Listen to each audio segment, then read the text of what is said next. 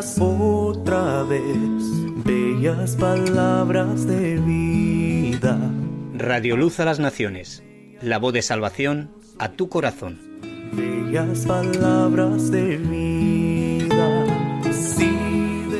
Escuela Bíblica a la luz de la palabra, escudriñando las Escrituras. Guía, qué bellas son, bellas palabras de vida. Luz a las Naciones, canal cristiano de comunicación, presenta A la luz de la palabra. Un estudio expositivo de la palabra de Dios, una presentación minuciosa de toda la Escritura. Porque es inspirada por Dios y útil para enseñar, para redarguir, para corregir, para instruir en justicia, a fin de que el hombre de Dios sea perfecto, enteramente preparado para toda buena obra. Hoy está, bellas palabras de vida. Escuela Bíblica a la luz de la palabra, edificando sobre la roca. Sostén y guía, qué bellas son, bellas palabras de vida. Evangelio del apóstol Juan, por Juan Luis Vadillo. Qué bellas son, bellas palabras de vida. Hizo además Jesús muchas otras señales en presencia de sus discípulos, las cuales no están escritas en este libro, pero éstas se han escrito para que creáis que Jesús es el Cristo, el Hijo de Dios, y para que creyendo tengáis vida en su nombre. Evangelio de Juan, capítulo 20, versículos 30 y 31. Sostén y guía, qué bellas son, bellas palabras de vida. Qué bellas son, bellas palabras de vida. Estamos estudiando el Evangelio de Juan y vamos a continuar con ello. Estamos en un tiempo donde este año cumplimos 40 años del ministerio nuestro y tuve una videoconferencia en esta semana hablando de los ministerios, de lo que Dios ha hecho a lo largo de los años, de lo que tenemos también que exponer ahora en un encuentro que tenemos en Valladolid, donde nos reunimos varias naciones, unas 37 naciones, algunos de cada nación, no todos, no cabríamos, pero con el fin de poder dar gracias a Dios por lo que ha venido haciendo en estos 40 años como iglesia, como ministerio de Cristo. Y muchas de las veces, y yo creo que esto no es aburrido, ocurre con personas que conocen a una asociación, ¿no? Como un centro de rehabilitación de toxicómanos y nada más. Pero la verdad es que esto no tuvo inicio si Dios no hubiese llamado a un hombre, un misionero en México y su familia, para poder abrir esta obra. Y estamos agradecidos, en lo personal yo lo estoy, a esa familia, por lo cómo Dios lo usó y cómo Dios tuvo esa visión para con nosotros, que prácticamente inició la obra aquí en España, aunque se extendió a muchos países y de los cuales, como soltero, como casado, hemos estado en algunos países de misionero. Pero, ¿por qué decir esto? Porque pensando un poco y tenemos que preparar pues algunas reuniones, algunas entrevistas de los inicios, de cómo empezamos, de lo que se inició, y teniendo una reunión esta semana en videoconferencia con algunos hermanos sobre esta palabra que me llamaba la atención, recordando nuevamente sobre ministerios. Y aun cuando la Biblia nos enseña ministerios con calificativos, con definiciones concretas de ciertos ministerios, tenemos que entender que no todos los ministerios que lleva hoy la Iglesia está específicamente definido. Y digo esto porque una de las cosas que vamos a tratar de exponer en esta reunión tiene que ver con qué ministerio Dios ha abierto, ¿no? A través de nuestra obra en cuanto a países, a campo, a lo que es el ambiente misionero, pero sobre todo qué es lo que Dios está abriendo. Bueno, pues ha abierto en verdad, tiene que ver con clínicas, porque tenemos lo que Dios ha abierto también, residencias, la radio, que es la parte que me toca a mí, ya hace 14 años, donde empezamos en Cartagena, iniciando Radio Luz a las Naciones, que la fundamos hace 14 años y estábamos justo ahí en la Escuela Bíblica, en el ministerio que Dios nos tenía en ese tiempo. Y en este caso pues me toca iniciar lo que tiene que ver con esta presentación y ver cómo fueron aquellos inicios, ¿no? Y yo recuerdo, cuando abrimos esta radio, algo que me llama la atención, y digo este ministerio porque aun cuando la palabra radio no viene como un ministerio en la Biblia, pero la predicación del Evangelio por medio de la radio es un ministerio, ¿verdad? O el servicio por medio de residencias o clínicas es otro ministerio. O la alabanza, ¿no? Que no viene definido como un ministerio, pero porque cuando hablamos de ministerios estamos hablando de una actitud del corazón. El ministerio tiene que ver con una actitud, con una obediencia. La palabra ministerio viene del griego diaconía y esa palabra tiene que ver con servicio. Es lo que es un diácono, un siervo, es lo que somos los hijos de Dios, siervo de Cristo. Y recuerdo que cuando iniciamos la radio que tenemos hoy, en verdad fue algo a lo que Dios trajo a mi corazón. Una noche después de un estudio bíblico, estamos con mi esposa y con Ruth en el porche de casa afuera y teníamos la escuelita bíblica de niños. Era un local que teníamos detrás de la iglesia, del salón. Y Dios trajo este sentir de poder extender más la palabra de Dios. ¿De qué manera podríamos extender más la palabra de Dios a otros lugares, ¿no? Ese celo de que otros puedan conocer a Cristo. Y puso esto en el corazón de que el local, lo que era la escuelita de niños en este lugar en Cartagena, pudiéramos hacerlo para que fuera una radio para difundir el Evangelio en diferentes lugares.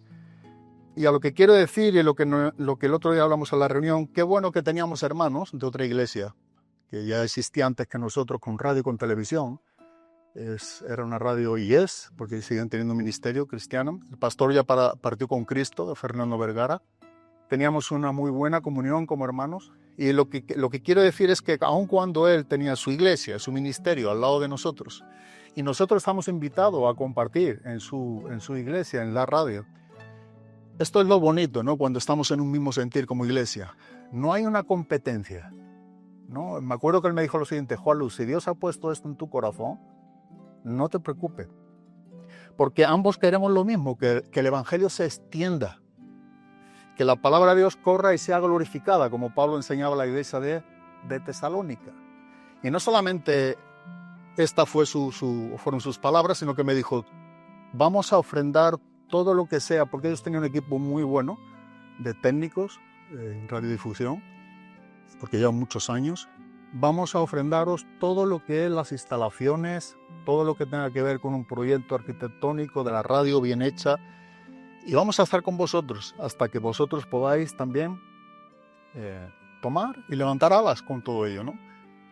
Qué buenos fueron aquellos tiempos, porque en verdad trabajamos en comunión, y esto es lo que a veces hoy parecen que dos iglesias, aunque tengan, digamos, denominación diferente, o aunque estén en lugares distintos, pero somos miembros del cuerpo de Cristo y pareciera que no podemos trabajar juntos. Cuando uno entiende que la iglesia es de Cristo, esto no es un problema. Esto no es un problema, de verdad. Yo muchas de las veces y a lo largo de los años me ha tocado dar consejo a personas para que queden, aprendan, sean instruidos, crezcan en Cristo.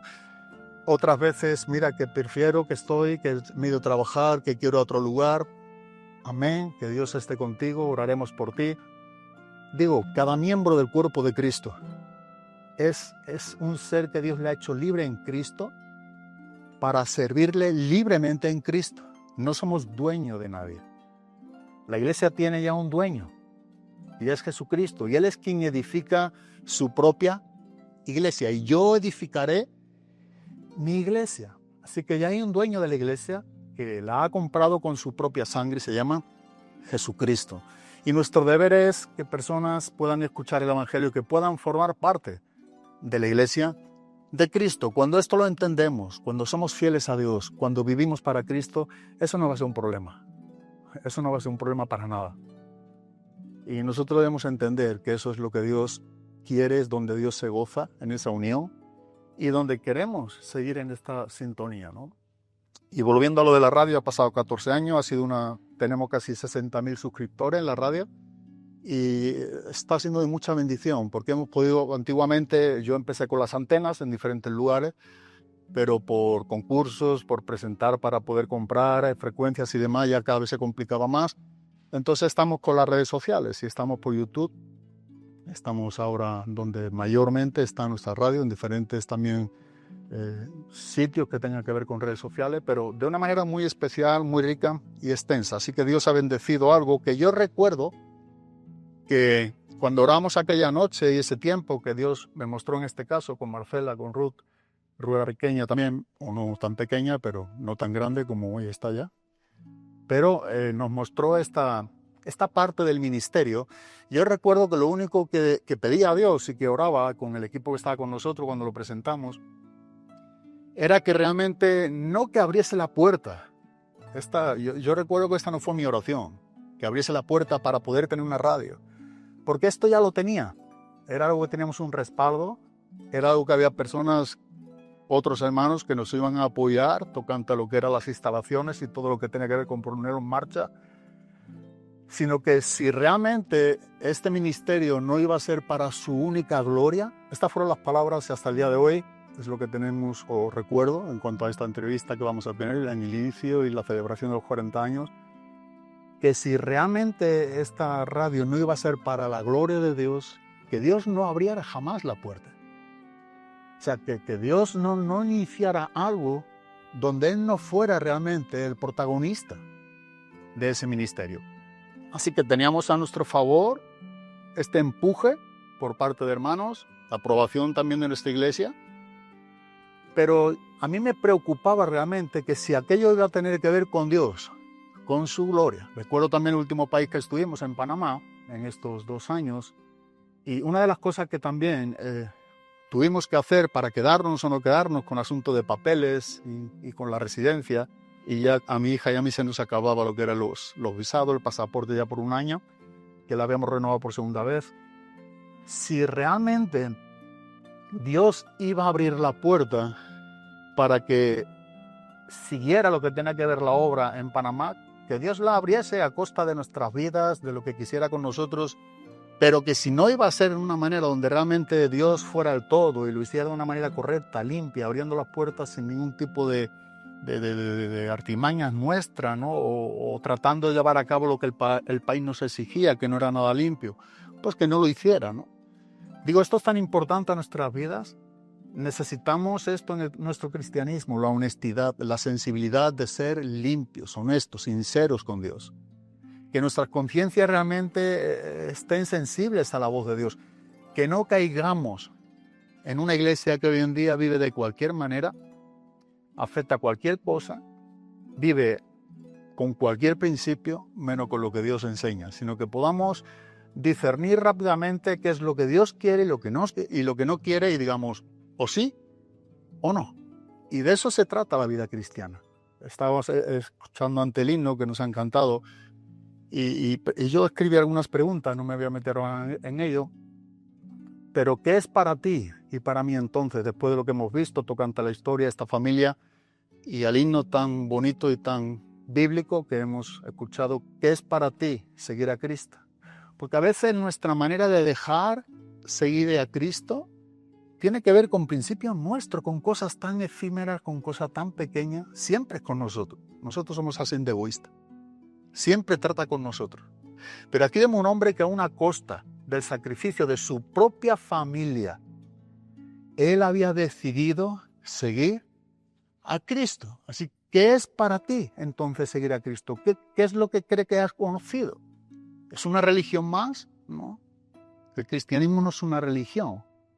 El cristianismo es una relación viva. Es una relación con el Hijo de Dios, con Cristo. El cristianismo es una vida práctica de los principios de Dios. Así que cuánto nos enseña, ¿verdad?, este ejemplo de la historia de lo que es seguir a Cristo. Y cuánto debemos nosotros de aprender de estos valores, de testimonios reales en nuestro entorno de la historia. Habiendo dicho esto, nos metemos ahora en el Evangelio de Juan y estamos en el capítulo número 1. Nos encontramos en el capítulo número 1 y estamos exponiendo en 3 clases, hoy sería la última de las 3, en este domingo, un pasaje que tiene que ver con los versículos del 19 al 37. Y este pasaje que estamos exponiendo, dividido en 3 partes, la primera parte que estuvimos exponiendo es desde el versículo 19 al 28, y es cuando Juan el Bautista, para situarnos un poco en el contexto, está respondiendo a sacerdotes y levitas con palabras directas.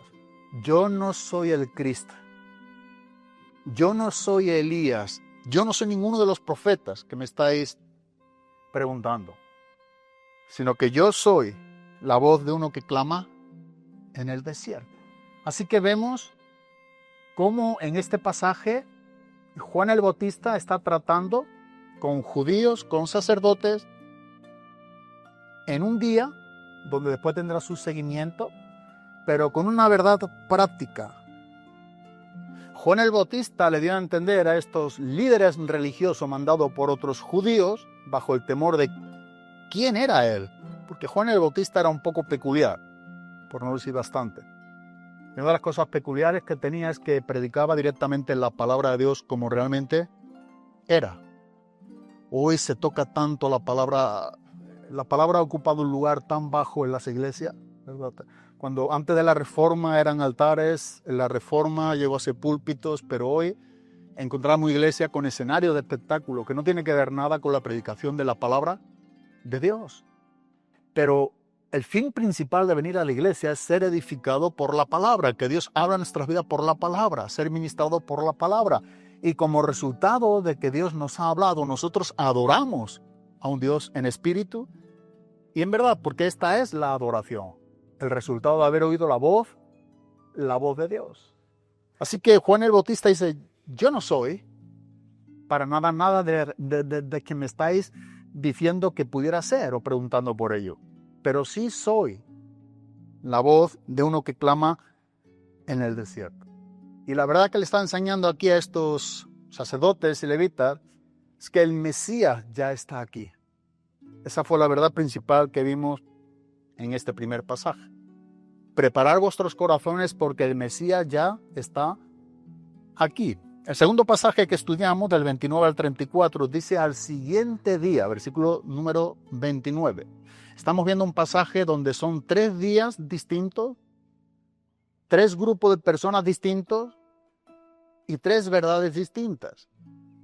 Y en su compendio nos enseña de una manera muy extraordinaria para con nosotros, para poder aplicar esas 3 verdades a un grupo de personas hoy a nuestros días, en otra dispensación, en otro tiempo. Pero en los versículos del 29 al 34, lo que sobresale, lo que Jesús enseña a través de lo que Juan está viendo en Jesús, tiene que ver con su persona misma. Juan el Bautista ve acercarse a Jesús y lo que Juan el Bautista dice de Jesús es que he aquí el Cordero de Dios que quita el pecado del mundo. Esto es lo que vemos ya no solamente a sacerdotes y levitas, sino generalmente al pueblo judío. O sea, el Mesías ya no solamente está aquí, sino que ahora he aquí, junto a mí, el Cordero de Dios que quita el pecado del mundo. Dijimos que este es el primero de los 7 títulos que el capítulo 1 del Evangelio de Juan nos está enseñando sobre la persona de Jesucristo. Y esto es también algo muy especial. Y Juan el Bautista está teniendo esta revelación. En el momento que está viendo a Jesús, recordemos que Juan el Bautista era primo en la carne de Jesús, pero Juan el Bautista no había conocido a Jesús como hasta ahora le está conociendo. Lo que había conocido de Jesús tenía que ver más del ámbito natural, pero aquí está viendo a Jesús como el Cordero de Dios. Y no simplemente como uno de los corderos del Antiguo Testamento que tipificaban a Cristo, tocan todos los sacrificios, sino el Cordero de Dios que quita el pecado del mundo. Está hablándonos de que el momento de la crucifixión se acercaba. Jesús iniciaba su ministerio. En Marcos 1:15 nos enseña que Jesús, principiando su ministerio, habló algo directamente para con todos y que el tiempo se ha cumplido. El reino de Dios se ha acercado, dice arrepentidos y creed en el Evangelio. Y Jesús inicia su ministerio con estas palabras. Pero lo que vemos aquí tocante a lo que Juan el Bautista está teniendo como esta revelación del cielo de quién es Jesús, es algo que aprendimos que tiene que ver con nosotros, porque es el Cordero de Dios que quita el pecado del mundo. Y hasta donde yo sé, tú y yo estamos en el mundo y somos pecadores. Dijimos que todos hemos pecado, no hay nadie. La Biblia dice que no hay nadie que pueda decir yo no he pecado. No, tú y yo venimos concebidos en pecado por los primeros padres, quienes fueron Adán y Eva. Y Romanos 3:23 nos enseña esta gran verdad, por cuanto todos han pecado y están destituidos de la gloria de Dios. Y Romanos 5:12 nos enseña también que por tanto como el pecado, dice, entró en el mundo por un hombre y por el pecado la muerte, dice que así la muerte pasó a todos los hombres por cuanto todos pecaron. Entonces es una verdad que no se puede negar, porque la Biblia nos lo enseña. Esta es la condición de todo ser humano. Y el apóstol Juan, escribiendo su primera carta, en el capítulo 2, versículo número 2, nos habla de esta gran verdad, de la cual Cristo es el Cordero de Dios que quita el pecado del mundo. Dice, y Él es la propiciación por nuestros pecados. Aun cuando esta es una palabra complicada, la palabra hilasmos en el griego tiene que ver, Él es quien aplaca realmente la ira de un Dios santo en contra del pecador. Cristo es quien pagó el precio por nuestros pecados. Y Juan dice, y Él es la propiciación por nuestros pecados, pero mira lo que sigue diciendo, y no solamente por los nuestros, sino también por los de todo el mundo. Los de todo el mundo. Pero aquí tuvimos que marcar una diferenciación. Aunque el pecado es un pecado universal, o sea, cuando hablamos de la pecaminosidad, de la condenación del hombre, cómo viene a este mundo, bueno, el pecado es universal. Sin embargo, la salvación no es universal. Y esto es importante que lo entendamos. Y no porque Dios no quiera salvar a todo el mundo, sino que el mundo no se deja salvar por Cristo. Y por ello estuvimos viendo un versículo que nos enseña, entre otros, porque solamente estamos retomando para situarnos en el contexto, pero en Juan capítulo 3, versículo número 36, nos está enseñando esta gran verdad. Dice que el que cree en Él, el que cree en el Hijo, tiene vida eterna. Pero el que rehúsa creer en el Hijo, dice que no verá la vida, sino que la ira de Dios está sobre él. O sea, el que cree en el Hijo tiene vida eterna. De tal manera Dios ha amado al mundo para que todo el mundo que en Él crea. Ahora, Dios es el Salvador del mundo. Él es el Cordero de Dios que quita el pecado del mundo. El sacrificio de Cristo es suficiente para salvar al mundo entero, pero aquí hay una cláusula. Si el mundo entero se arrepiente. El problema es que sabemos que el mundo entero no se va a arrepentir. ¿Y qué es? ¿Una quiniela? No, que la Biblia nos lo enseña. Por eso lo sabemos, no estamos aquí adivinando nada. Y no nos lo está diciendo alguien que no sea Cristo mismo. Y recordamos las palabras también, como nos enseña Mateo capítulo 7, versículo número 13 y versículo número 14, cuando Jesús dice, entrad por la puerta estrecha, porque ancha es la puerta y espacioso el camino que lleva a la perdición, y muchos, los muchos, en el contexto gramatical aquí, y en el original por supuesto, la aclara mejor, son todos, que lleva a la perdición, y muchos son los que entran por ella, porque estrecha es la puerta y angosto el camino que lleva a la vida, y pocos son los que la hallan. O sea que Jesús nos dice que tú no te encuentras, como alguno enseña, delante de dos puertas. Eso es que no es bíblico, pero bueno, se puede entender. Y yo escojo entrar por la puerta ancha o yo escojo entrar por la puerta estrecha. ¿Cuántas veces igual no hemos visto estos folletos, estas ilustraciones? Pero eso no enseña la Biblia. La doctrina bíblica no enseña eso. Si tú estuvieras en un lugar donde tú puedes escoger entre la puerta ancha, que es la perdición, significa que entonces tú no estás perdido. Y tú puedes escoger entrar en la puerta estrecha. La pregunta, ayer estuvimos hablando un rato sobre esto también, ¿en qué lugar me encuentro yo? Aquí está la perdición y aquí está la salvación. Todo ser humano hemos dicho que ya viene destituido de la gloria de Dios, por tanto todos estamos andando en ese camino ancho. Entrar en el mundo, hemos entrado por esa puerta que es ancha. Lo que tenemos que hacer cuando escuchamos el Evangelio es entrar por la puerta estrecha, pero tú no vas a escoger si entra a la perdición, porque tú no estás fuera de esa perdición, ningún hombre. Entonces lo que bíblicamente nos está enseñando es que los muchos son todos. Todos hemos entrado ahí en este mundo con la herencia pecaminosa de Adán y de Eva.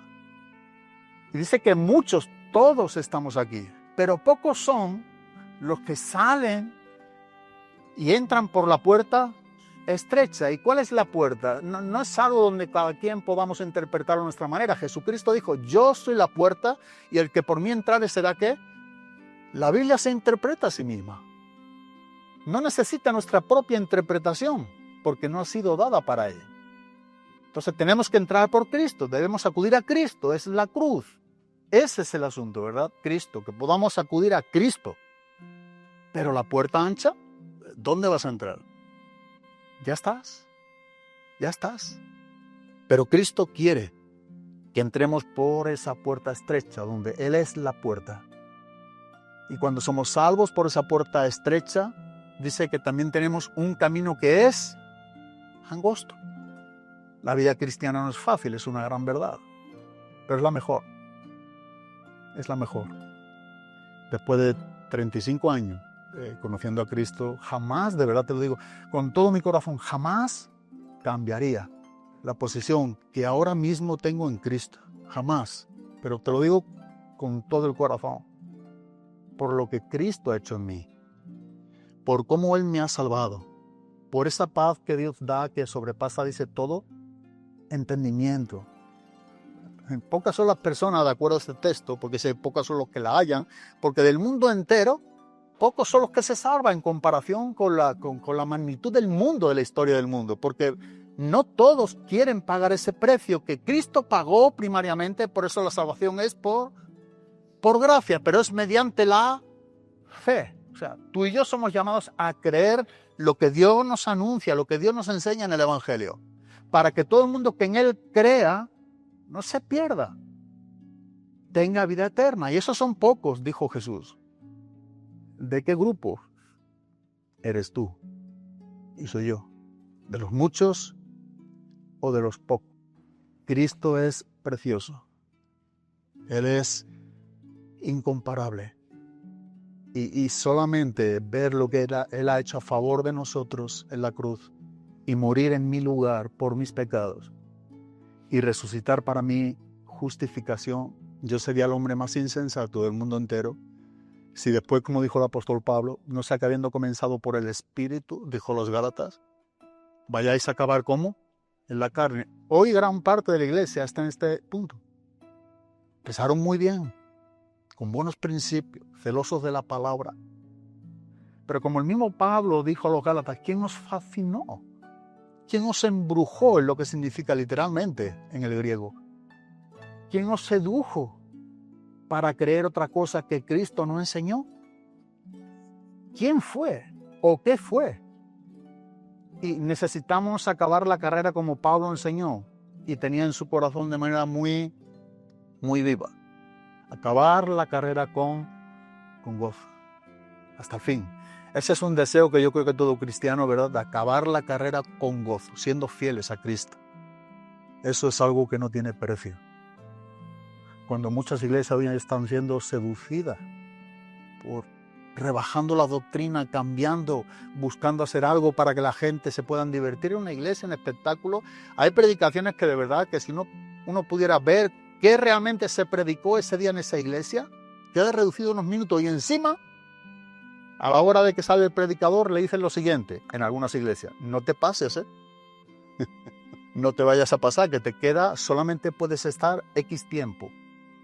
Digo, hay un orden, hay un protocolo, pero ¿tú crees que el Espíritu Santo nos enseña de esta manera? Donde hemos tenido posiblemente gran parte de todo el culto en alabanza, en adoración, o con experiencias, o con testimonios, o con diversiones, o con chistes, y ahora, cuando toca la palabra, tenemos prisa.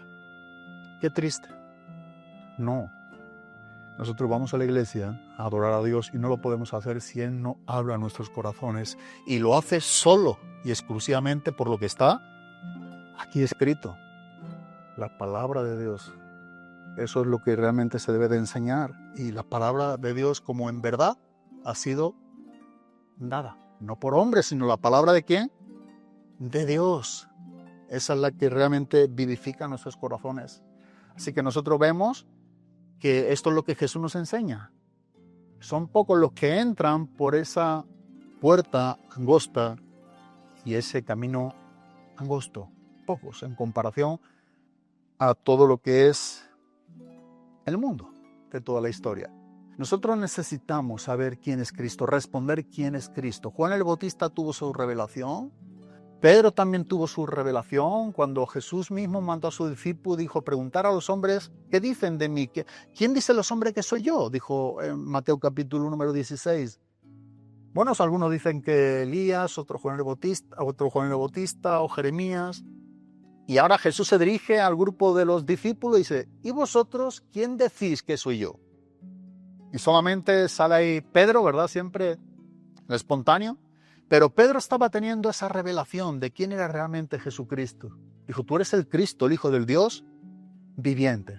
Y vemos como mismamente Jesús dice, bienaventurado eres, Simón, hijo de Jonás. Porque estas cosas no se revelan en la tierra, no es carne y sangre lo que enseña sobre esto, sino mi Padre que está en los cielos. Y nosotros hoy necesitamos esa misma revelación por medio de la predicación del Evangelio. La predicación del Evangelio nos habla de quién es Cristo. Y el Espíritu Santo traer convicción de pecado a nosotros y revelarnos que hay un solo Dios y un solo mediador entre Dios y los hombres. ¿Y se llama quién? Jesucristo. No hay otro. Él es el camino, Él es la verdad, Él es la vida. Y nadie viene al Padre si no es por Cristo. Ese es el mensaje del Evangelio. Eso es lo que no podemos cambiar. Eso es lo que Dios sigue enseñando y quiere seguir enseñando a los inconversos. Porque Cristo es el Salvador del mundo.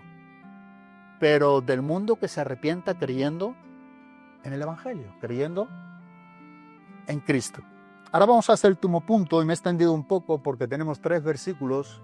Vamos a acabar pronto en este sentido, con esta posición de esta última parte, que son los versículos del 35 al 37 del capítulo número 1.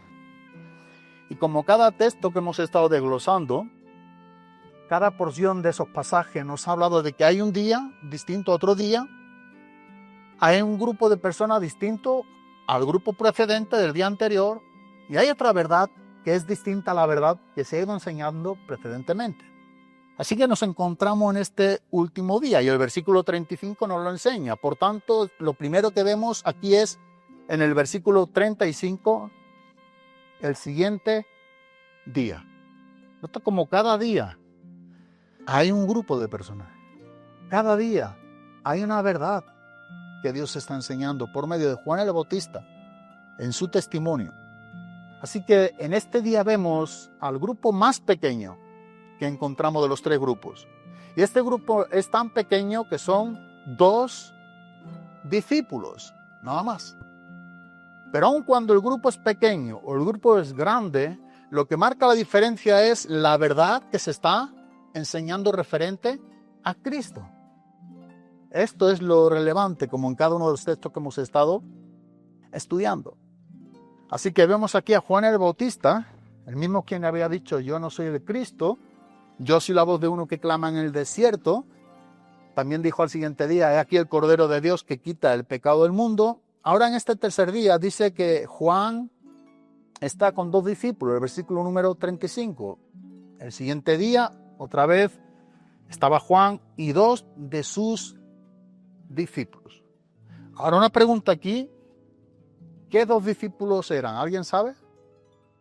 Posiblemente Juan, porque Juan nunca se menciona a sí mismo, el escritor, el autor del Evangelio de Juan. Él siempre se denomina, ¿verdad?, como aquel discípulo a quien Jesús amaba, pero no encontrarás en todo el Evangelio de Juan, en esos 879 versículos, que Juan mismo se defina a sí mismo. sino que siempre que aparece, y son pocas, siempre está como aquel discípulo a quien Jesús amaba. Pero ¿por qué sabemos que es Andrés? Porque cuando estudiamos los contextos, y es que esto no nos lo inventamos, ¿verdad? Si tú solamente estás leyendo hasta el versículo que estamos exponiendo, pues igual no te das cuenta. Pero si tú eres un hombre o una mujer que lees el contexto, que es lo que todos debemos de hacer, leer lo que hay anteriormente y posteriormente, nos damos cuenta que el versículo 40 nos lo enseña. Ahí nos está enseñando sobre uno de los dos discípulos. Y en este caso nos está enseñando de Andrés. ¿Y Andrés era hermano de quién? De Simón Pedro. Correcto. Y Juan era uno de los hijos de Zebedeo. Así que teniendo esto en mente, y es importante estos detalles porque estábamos estudiando el Evangelio de Juan, y todo esto nos enriquece. Pero el texto nos está enseñando que estaba junto con Juan dos discípulos. ¿Son dos discípulos de quién? ¿De Jesús o de Juan el Bautista? De Juan el Bautista. Son dos discípulos de Juan el Bautista. No son discípulos todavía. Jesús no tenía discípulos. Esto viene más adelante. Pero este es un punto también que podemos aprender a la hora de preguntarle al mismo texto. Hemos visto como en el versículo 40 dice que era Andrés, hermano de Simón. Pedro era uno de los dos que habían oído a Juan y habían seguido a Jesús. Nota que nuevamente se repite a lo que el texto nos está enseñando. Habían seguido a Jesús. Ya no están siguiendo a quién, a Juan el Bautista. Ahora estaban siguiendo a Jesús. Y hemos dicho que posiblemente el otro era Juan, el apóstol, quien escribe el Evangelio de Juan. Pero dice en el versículo 36, dice, y mirando Jesús que andaba por allí, dijo, he aquí el Cordero de Dios. Ahora es importante ver, es importante observar los detalles y releer es muy importante. O sea, cuando nosotros leemos y debemos leer nuestras Biblias todos los días, esto es como nos alimentamos, pero con los años he aprendido no a leer sino a releer. O sea, a veces estoy leyendo menos, es una verdad, porque llevo estudiando la Biblia de otra manera, pero releo lo que estoy leyendo y vuelvo a leer, y entonces pregunto al propio pasaje. Entonces quiero ver lo que realmente me está respondiendo, porque quiero pasar esa lectura habiendo sacado provecho de lo que ahí estoy estudiando, porque sé que también hay una verdad para mí cada día, y ese público soy yo, y ese público eres tú, y Dios nos está enseñando a cada quien de nosotros cuando nosotros tenemos el tiempo y la prioridad para leer nuestras Biblias, alimentarnos de la palabra de Dios y sacar una verdad que Dios tiene para con nosotros en lo que leemos. Debemos de saber lo que estamos leyendo, entender lo que estamos también leyendo, ver qué es lo que Dios está demandando de nosotros. He aquí el Cordero de Dios. Es lo que Juan el Bautista está repitiendo a sus dos discípulos, que es lo que había dicho antes a la multitud de los judíos. Pero de manera más cercana, si anteriormente lo decía a los judíos, de manera más cercana a sus dos discípulos, le está diciendo lo mismo. Y dice, he aquí el Cordero de Dios. O sea, como que Juan sigue repitiendo, lo importante aquí no soy yo. El tiempo se ha cumplido, ya está el Mesías. Él es el Cordero de Dios que quita el pecado del mundo. Lo importante aquí ya no soy yo, ya no es el precursor quien preparó el camino a Jesús, sino que ahora es el mismo Jesús. Y esto es lo bonito, esto es lo especial, como Juan el Bautista no está buscando ese reconocimiento de sus discípulos para que le siguieran a él. Y esto es lo que yo aprecio en mi propia vida y creo que cada cristiano debemos de hacerlo, apuntar siempre a quien está en nuestro lado. ¿A quién? ¿A quién? A Cristo. A Cristo. Saber conducir a la gente a Cristo. Porque eso es lo que nos está enseñando la palabra, porque eso es lo importante, no somos nosotros. Y Juan el Bautista entendió esto. Ya está aquí el Mesías, Él vino para quitar el pecado del mundo, así que Él vino para morir por los hombres. Así que le oyeron hablar los 2 discípulos, dice en el versículo número 37, que le oyeron hablar los 2 discípulos y siguieron a Jesús. Ellos siguieron a Jesús. Y una vez más nosotros podemos ver, no es la primera vez, como Juan está aquí sumiso a Jesús, está aquí en esta subordinación a Jesús, porque él sabía cuál era su ministerio. O sea, estar en el ministerio no significa que sepamos cuál es nuestro ministerio y mucho menos cumplir el ministerio. Pero Juan el Bautista sí lo sabía. Y él sabía muy bien para qué había venido.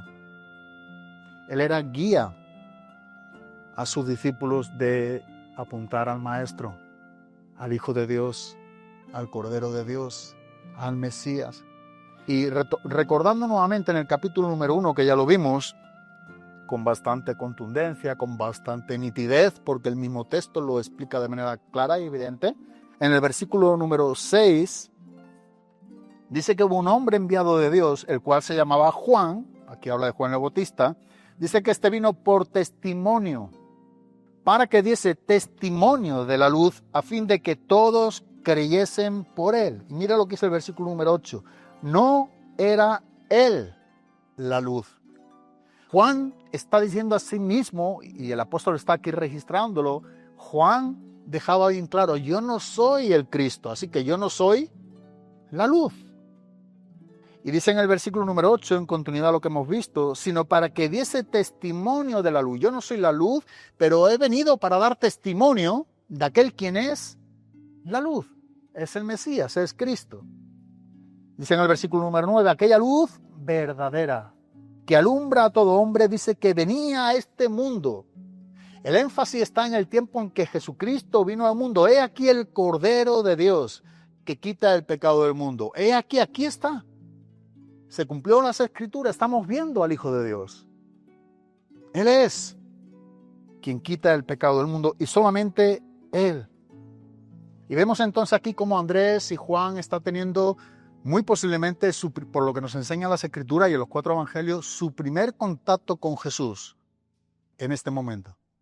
No han sido todavía llamados como discípulos de los 12, de que Jesús pasó toda la noche orando para escoger a los discípulos, pero está teniendo su primer contacto con Jesús porque Juan el Bautista está mostrando que Él es el Hijo de Dios, que Él es el Cordero de Dios, que a Él hay que seguirle.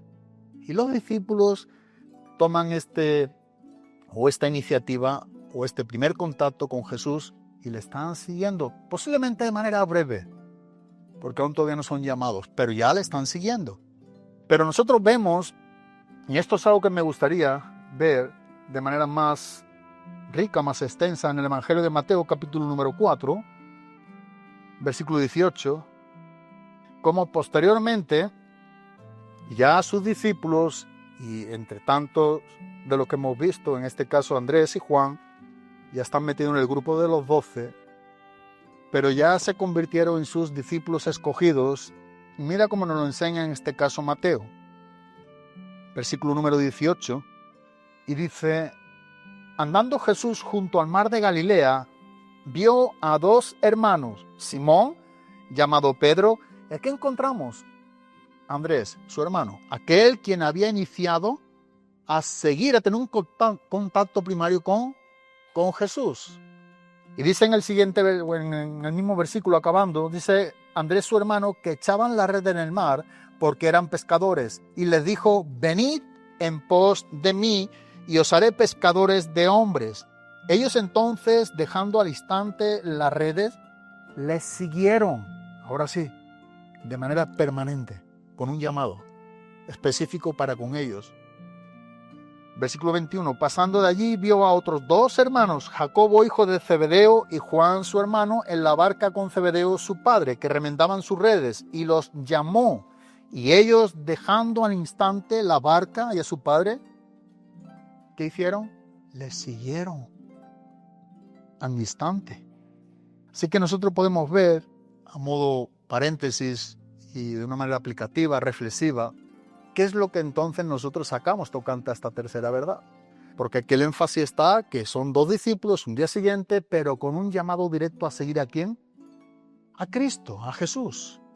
Y hoy también hemos visto el himno que nos lo ha enseñado de manera muy bonita, muy bíblica, con la experiencia del pasado, de la historia de hombres de Dios, sobre un momento en el cual cada cristiano hemos decidido seguir a Cristo. Hemos decidido seguir a Cristo. Hemos iniciado ese viaje, esa experiencia de nuestro tiempo aquí, por esta tierra, de seguir al Mesías, de seguir a Cristo, de seguir al Salvador del mundo, a nuestro Dios, a nuestro Señor. Y eso no es poca cosa. Es Cristo, el Hijo de Dios. Así que nuestra única respuesta sensata que pudiéramos dar a esta enseñanza que estamos finalizando en este tercer pasaje es seguir a Cristo, seguirle a Él.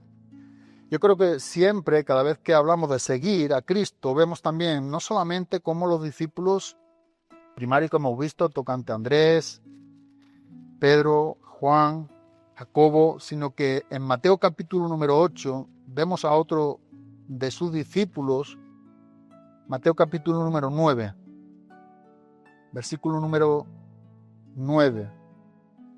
Y aquí está haciendo un llamamiento a Mateo, quien era cobrador de impuestos, y era un hombre que realmente por los propios judíos era repudiado como publicano, pero Dios también tuvo un tiempo para con él. Él decidió escogerle para que formara parte de los 12 discípulos y posteriormente apóstoles. Pero la experiencia del llamado de Mateo, dice en el versículo número 9, que pasando Jesús de allí vio a un hombre llamado Mateo, que estaba sentado al banco de los tributos públicos, y le dijo: sígueme.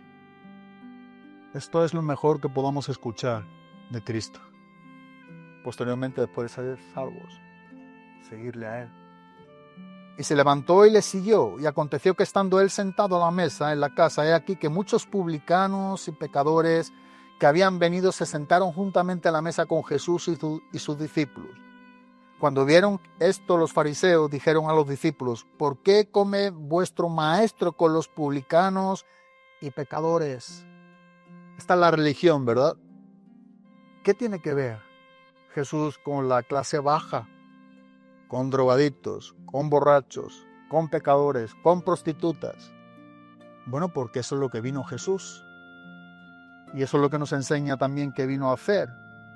Por supuesto, aquellos quienes creían que tenía el derecho o ese privilegio, como hijos de Abraham por heredad, esa salvación de recibir al Mesías, lo rechazaron.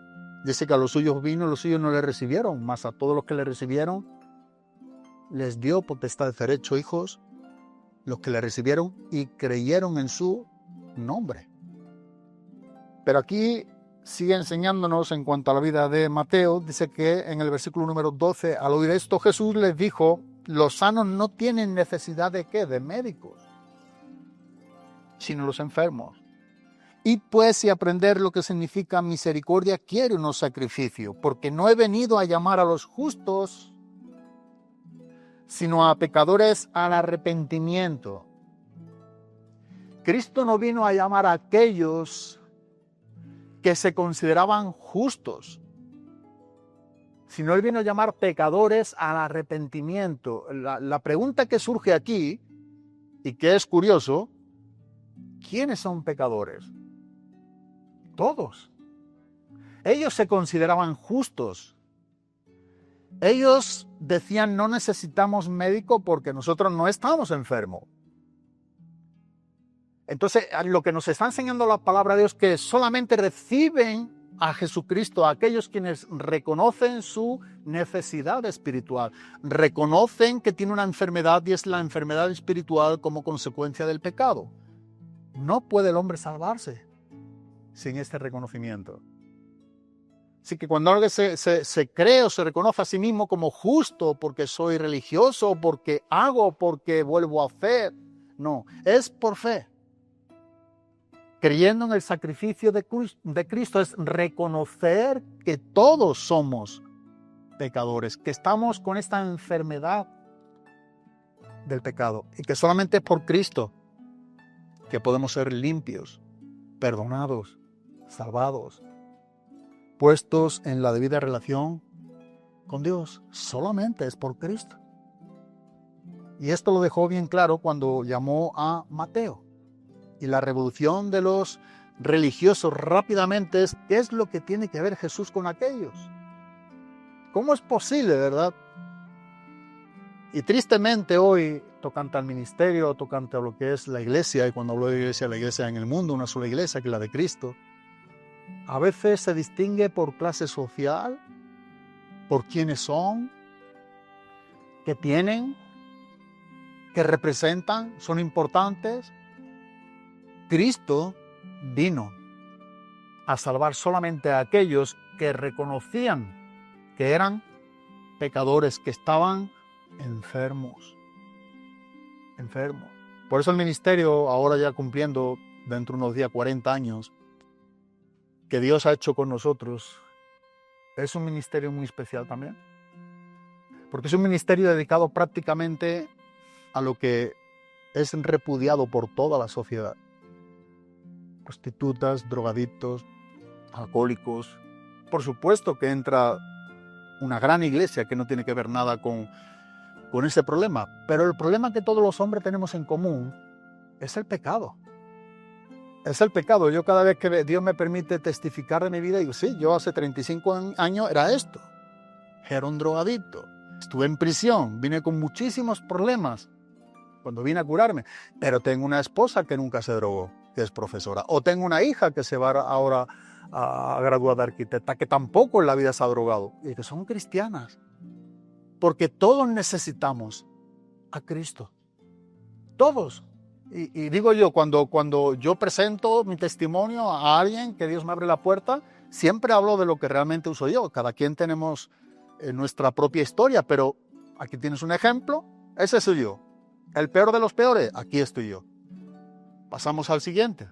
La peor de las peores, ahí está, también mi esposa. Pasamos a la siguiente, a la otra generación. La peor de las peores, ahí también está. El mismo apóstol Pablo dijo, escribiendo a Timoteo, palabra fiel y digna de ser recibida por todos, que Cristo Jesús vino al mundo a salvar a los pecadores, pero después que dijo, de los cuales yo soy el primero de todos ellos. Y si Pablo mismo, el apóstol de los apóstoles, que no le llegamos nosotros ni a la suela del zapato, pudiéramos decir, se consideraba el peor de todos los pecadores, ¿qué puedes creer tú que eres delante de Dios? Por eso digo sin temor en cuanto a mi esposo, a mi hija, porque sé que yo las conozco, sé que lo dicen igualmente. Y tenemos que vernos como el primero de todos los que nunca se nos olvide. Esto es lo que Dios ha hecho con nosotros, un milagro. El nuevo nacimiento, siempre digo, es el milagro más grande. Dios puede hacer milagros si le place, como quiera hacerlo, pero el más grande que tú y yo podamos recibir es nacer de nuevo, tener una relación limpia, directa con Cristo. Y eso es lo que Jesús nos está enseñando y eso es lo que estamos exponiendo.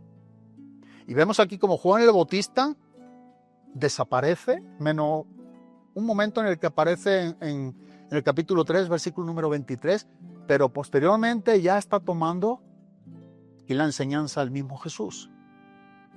Aquí en esta parte del Evangelio ya está enfocando al ministerio de Jesús, que el mismo Juan el Bautista había aprobado, había conducido a sus propios discípulos a seguirle a él, porque él es el Cordero de Dios. No soy yo, él es el Cordero de Dios.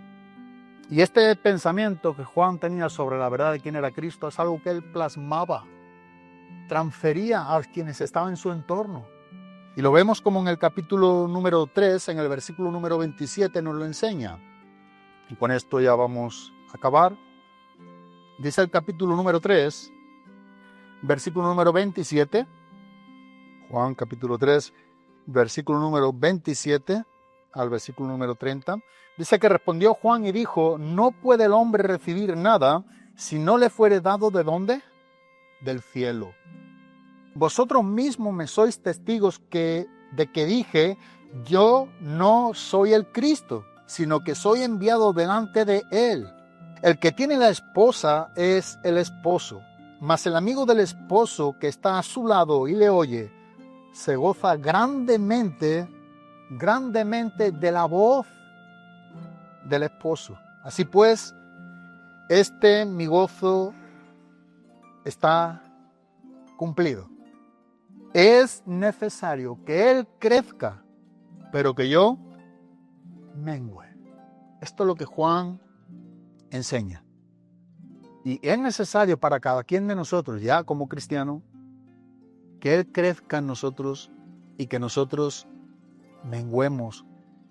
Que los hombres que nos miren puedan ver a Cristo. No nos vean a nosotros nada más. Sí, hay una parte que por supuesto es nuestra y siempre será nuestra. Somos carne. Pero que puedan ver algo de Cristo en nosotros.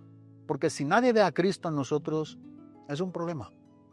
Que puedan ver a Cristo y que nosotros por supuesto podamos presentar a Cristo. ¿Por qué? Porque es un mandamiento. Es la gran comisión que Jesús nos da a todos sus discípulos. Y predicar el evangelio a toda criatura. Este es el evangelio de salvación. La Biblia anuncia a Cristo, al Salvador del mundo. Que todos aquellos que por la fe aceptan a Jesucristo como Señor y Salvador, es salvo. Esto es lo que Pablo dice. ¿Cómo es que el hombre se puede salvar? ¿Cómo es que el hombre puede adquirir la salvación? Y nos habla de algo que literalmente es lo que demanda la palabra de Dios para todo ser humano. Y por eso dice en Romanos 10 que si con tu boca confiesas que Jesús es el Cristo, el Cordero de Dios, el Señor. Si con tu boca, si hay una confesión primariamente de lo que has creído, porque el texto nos sigue diciendo que si con tu boca confiesas que Jesús es el Señor y con tu corazón cree que Dios le resucitó de entre los muertos, serás salvo. ¿Y esto por qué? Y ahora pone el orden, porque con el corazón, es un asunto del corazón, con el corazón se cree para justicia y esto es lo que se confiesa, y con la boca se confiesa. La palabra confesar viene del griego homologeo, y es decir, la misma cosa, es declarar lo mismo que el cielo. Él es el Señor. Con la boca se confiesa para salvación. Ahora, en el contexto histórico-cultural de la época, lo que está enseñando el apóstol Pablo es que cuando alguien confesaba a Jesucristo como el Señor y no confesaba que el César era el Señor, estaba expuesto a morir. Y solamente podían decir esto es la mayor evidencia de un hombre salvo es esta, en aquel tiempo. No, César no es el Señor. Los cristianos decían, Cristo es el Señor. So pena de muerte. ¿Y esto por qué podían decirlo? Porque primariamente habían creído en sus corazones para justicia. Y porque creyeron en la verdad de Jesucristo, porque creyeron en el Evangelio, porque creyeron que Jesús era el Señor, es que podían confesarlo aunque le matasen. Hemos visto este himno también de este misionero. He decidido seguir a Cristo. Hagan lo que hagan, digan lo que digan. Hemos iniciado una carrera con Cristo y nuestro deber es, como cristianos, acabarla con gozo, sin importar lo que en esa trayectoria nos ocurra. Lo importante es que Dios está con nosotros. Y es una promesa que Jesús dejó bien clara y contundente para su iglesia, para ti y para mí como cristiano. Yo estoy con vosotros todos los días. ¿Todos los días son cuántos días? Todos los días hasta el fin del mundo. Y si Cristo está con nosotros, ¿quién contra nosotros? Esta es la verdad que nosotros podemos apreciar, valorar. Y esto es lo que cada quien de nosotros hemos sido llamados por el Evangelio, a seguirle. Dice la palabra de Dios en Mateo capítulo número 11, en el versículo número 28. Y hace una invitación para todo el mundo que escucha el Evangelio. Y a mí me gustaría acabar con esta invitación que textualmente nos enseña Jesucristo. Y mira cómo Jesús llama al mundo. Y dice, venid a mí. Nota que no es un llamado a venir a una iglesia. No es un llamado a venir a un pastor, a un cura, a un obispo, a un papa, a una institución. No, venid a mí porque solamente Cristo es el que salva. Solamente Cristo. Porque Él es el Salvador del mundo, de aquellos quienes dentro del mundo han creído en Jesucristo. Y es por eso que Jesús dice, venid a mí. Pero ¿quiénes todos los que estáis trabajados y cansados, y yo os haré descansar. Solamente Cristo. Somos llamados a acudir a Cristo. Cristo es el único quien puede realmente perdonarnos, salvarnos de la condenación del pecado. Y solamente en Cristo es que podemos hallar descanso para nuestras almas. Sigue diciendo el versículo 29. Y hallaréis descanso para vuestras almas. Aprended de mí, que soy manso y humilde de corazón. Aprendiendo de Cristo, acudiendo a Cristo, dice, hallaréis descanso. ¿Sabe? El ser humano se encuentra hoy sin descanso en su alma, como consecuencia del pecado. El pecado no nos deja descansar. Cuando pecamos hay una conciencia que acusa. Hemos pecado, hemos pecado. El mundo que vive sucumbido en pecados no encuentra esa paz. Una paz momentánea, pero una paz de lo cual realmente, como dice en el griego la palabra paz, es eirene, y es una paz interna, es un descanso interno, es un corazón que está sensible y en paz con Dios, que está a cuenta con Él. El mundo no conoce esto si no tiene a Cristo. Por eso cuando nosotros conocemos esto, ¿qué hay más grande que esto? Yo a veces le digo a personas que tengo la oportunidad y que, por supuesto, mucho de mi trabajo, aconsejar y aconsejar y aconsejar.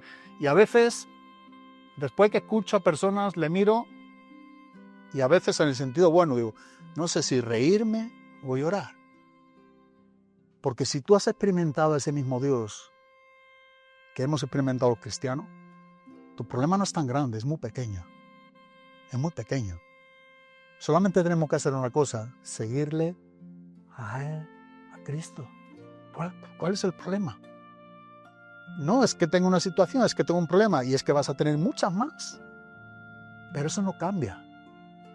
¿A quién tenemos que seguir? Es a Cristo. Es a Cristo. Y es a Cristo a quien no solamente seguimos, sino que servimos. A Cristo. ¿Por qué? Porque Él es nuestro Señor. Cuando Jesús habló a sus discípulos, dijo, mis ovejas oyen mi voz, ¿verdad? Y solamente habló de que oían su voz. No, dice, y me siguen. Si tú y yo estamos oyendo hoy la voz de Dios como discípulos, no tenemos más que seguirle a Él. No es seguir a una iglesia, no es seguir a Reto, no es seguir a un hombre, a un pastor, es seguir a Cristo. Juan el Bautista lo enseña a sus propios discípulos. Él es el Cordero de Dios. ¡Qué bueno! Él es. Jesús es el Mesías. Ya vino, ya está. Ahora Él ha muerto, ha resucitado hace 2000 años, que estamos en una dispensación de la gracia, donde el mensaje del Evangelio es para todo el mundo que en Él crea. No hay salvación fuera de Cristo. Ninguna, absolutamente ninguna, ni la evangélica, salva a nadie. Solamente salva a Cristo. Solamente salva a Cristo. Yo estuve unos años en Argentina, en otro país de misionero, y por un tiempo hubo un mover muy, muy bonito de Dios. Mucha gente venían de villas, de lugares, de diferentes sitios donde estábamos en el norte de Misiones, donde es mi esposa Marcela. Y había un sinfín de personas católicas, y yo empecé a compartir con una Biblia católica. Una Biblia católica, por supuesto, no hablaba de los libros apócrifos, porque son libros añadidos, pero enseña lo mismo. Y empecé a predicar el Evangelio domingo tras domingo de la salvación por gracia. Y había muchos católicos que tenían sus Biblias. E inclusive tenía un amigo, que fuimos amigos, ya no sé qué del hombre, un juez, que me abrió muchas puertas para empezar el ministerio, que salíamos por televisión también juntos, que me regaló una Biblia, un poco políticamente él en directo y demás, pero yo estuve mucho tiempo hablándole de Cristo, a que viniera también a las reuniones, venían empresarios a las reuniones con nosotros, conocieron a Cristo muchas personas, pero había un grupo de católicos. La reunión era en medio del campo, la selva, no había techo, así que no teníamos nada, en medio de lo que es el mismo terreno que teníamos. Pero se estaba predicando el Evangelio. Domingo tras domingo, de los 10 mandamientos, de la idolatría, del pecado, del adulterio. Y hubo al final un tiempo de conversión en esos católicos que se rindieron a Cristo. Y no solamente es que se rindieron a Cristo, sino que pudieron coger aquellos ídolos, y entre ellos ídolos valiosos tocante a manera monetaria, y los quemaron. Literalmente se deshicieron de ellos. y se entregaron a Cristo. ¿Por qué? Porque la palabra de Dios, y solamente la palabra de Dios, esto es lo que Pablo enseñó, y que no se avergonzaba del Evangelio porque era poder por la predicación de la palabra. Es poder de Dios para salvación a todo aquel que cree. Es el poder de la palabra de Dios. Es una palabra poderosa. Y Hebreos 4:12 nos lo enseña. Es la palabra de Dios, es viva, es eficaz y más cortante que toda espada de doble filo, que penetra, que hace su trabajo, su labor en lo más profundo de nuestros corazones y dice que saca al claro conocimiento las intenciones de cada corazón. La palabra de Dios. Por eso el trabajo más grande que yo personalmente no veo que la Biblia enseñe que haya algo por encima de lo que es predicar la palabra de Dios. Y que en cierta manera cada cristiano somos llamados a ello, a evangelizar, a testificar, a hablar de Cristo. A hablar de Cristo. Ese es nuestro deber. Así que lo dejamos en este punto, teniendo en mente lo que Dios quiere para contigo es algo de lo que tú tienes que saber con lo que vienes escuchando domingo tras domingo. Pero Dios está llamando a todo el mundo. Y Dios es un Dios que dice al mundo, venid a mí todos los que estáis trabajados y cargados. Y ese agobio, ese estar trabajado y cargado tiene que ver con, claro, en el contexto, hay que hablar siempre de ello, Jesús está hablando sobre el legalismo, sobre lo que era el cumplir la ley, las tradiciones. Eso era una carga pesada, era un yugo pesado. Y Jesús estaba hablando de cómo podían ser libres de aquello que no podían cumplir y cómo venir a la gracia a Cristo Jesús para poder descansar en Cristo. Y posiblemente tú seas una persona que esté hoy trabajada o trabajado, cansado o cansada. Pero el mismo llamamiento que Cristo ha tenido para conmigo, para con otros muchos, es el mismo llamamiento que también tiene para contigo. Dios está interesado en ti. Y lo mejor que pudieras hacer en toda tu vida es entregar tu vida a Cristo. Es reconocer nuestra pecaminosidad delante de Dios. Ahí en silencio, orando. Señor, perdóname, cambia mi vida. Si realmente existe, cambia mi corazón. Cambia lo que soy. Quita este corazón miserable, este corazón de piedra pecaminoso y dame un corazón de carne. Dame tu perdón. Dame la paz de Dios que sobrepasa todo entendimiento. Dame a Cristo. Que Cristo venga a morar a tu vida y tú solamente vas a experimentar. Y solamente tú vas a poder ver y experimentar que estar en paz con Dios no tiene precio. Dice en Romanos capítulo 5, versículo número 1. Justificados pues por la fe, dice que tenemos paz para con Dios por medio de nuestro Señor Jesucristo. Paz con Dios es lo que el hombre necesita y no se encuentra nada más que en Cristo y solamente en Cristo. Amén.